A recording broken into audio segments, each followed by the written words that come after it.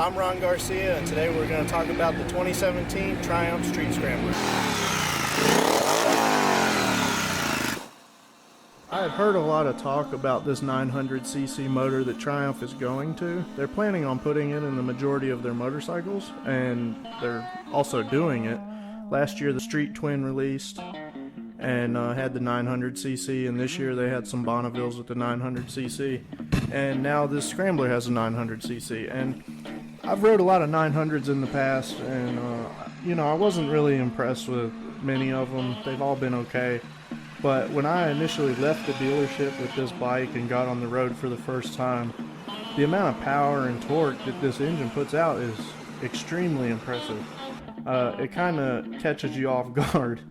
I pulled onto a busy street in the middle of downtown Greensboro and throttled up, and the bike just took off. The entire engine is a matte black color, with your air-cooled fins having the brushed aluminum look to them. And it is a fuel-injected motor. Has your classic Triumph spark plug in red, or your spark plug wire in red. And it has a lot of brushed aluminum touches to go with the matte, and just looks phenomenal. And Triumph offers a lot of engine covers and clutch covers and all kinds of little accents that you can put on the motor yourself.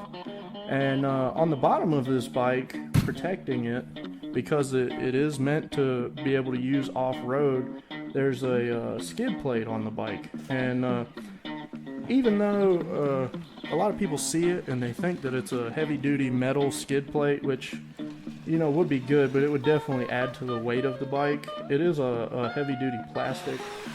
Touching on the Street Twin and talking about how the motor is the same in a lot, and Triumph's going to the same motor in a lot of these bikes, I feel it's a good time to point out that, even myself, I feel like a lot of people looking at this bike are going to be like, oh, well, it's a Street Twin with some different wheels and a different exhaust. Now having one and having it here in person and being able to see the differences, touch the bike and feel the differences riding it, this isn't a Street Twin. It does share the badging Street, but the bike is much higher off the ground. The wheels are a lot different. The suspension travel is different. The feel of riding the bike is different. The pegs are set up different so that you can stand up on the bike while you're riding it. The overall ability of the bike is greater than the Street Twin. I love how this bike looks.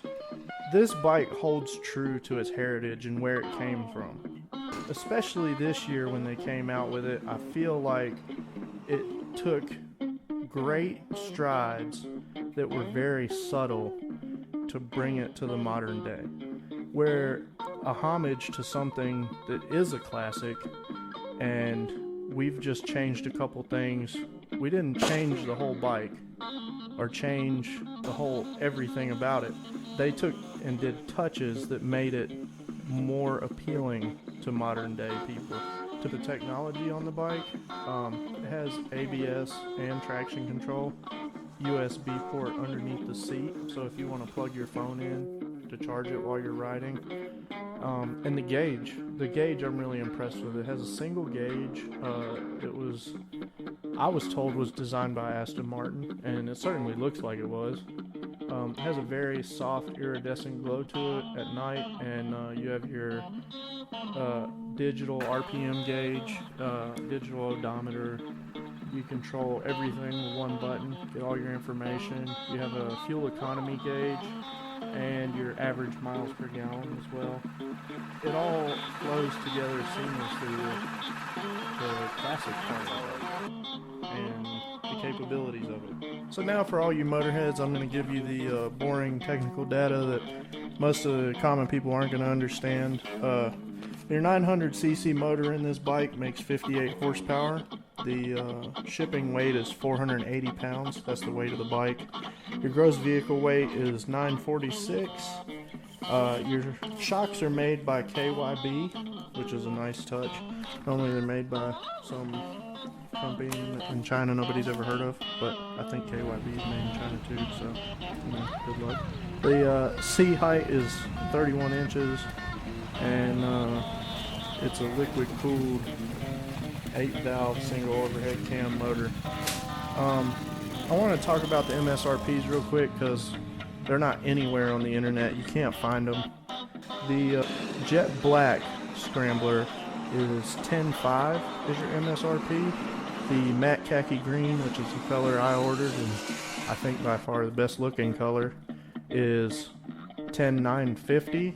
And the red and silver, which the red and silver looks good too. They all look good, I mean, but the green definitely looks the best. It's the one I want, so, you know. But the red and silver is 11.5, and you're going to look at about $2,000 worth of dealer fees. Well, no, $1,500 worth of dealer fees on top of that.